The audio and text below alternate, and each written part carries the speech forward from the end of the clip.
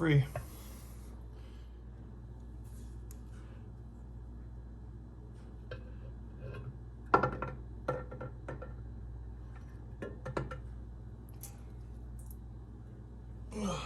Okay, here it is, number 6 exhaust. I hooked up my drill on there to my oil pump again, and then I can push some oil through there. So I'm definitely getting oil through. So I'll just put the new one right in, putting it back up, and then when I'm done I can look at the old lifter and try to figure out what's going wrong with it. Alright, I've got the new lifter in there, and it's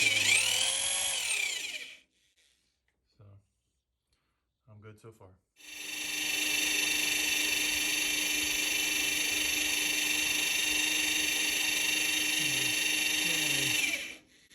I've got oil coming up my push rod, so I am good.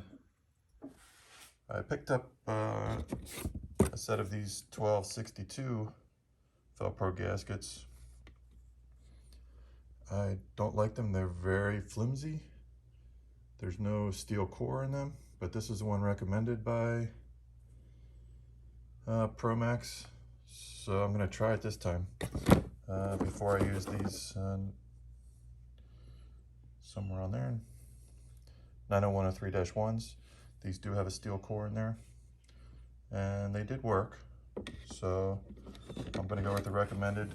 It does have a little blockage in the water passage here, so I'm cutting that out. You can see when it sits on there.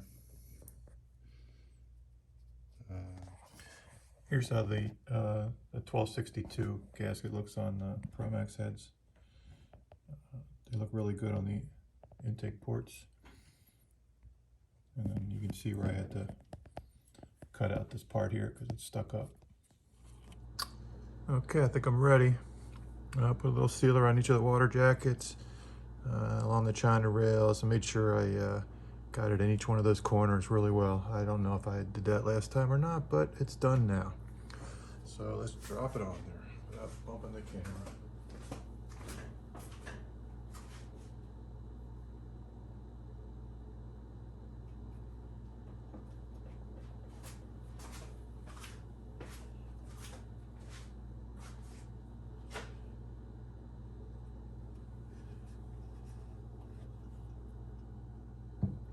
I also used some carb studs. That's what I got in the 4 corners. That's what's going to help me line this baby up.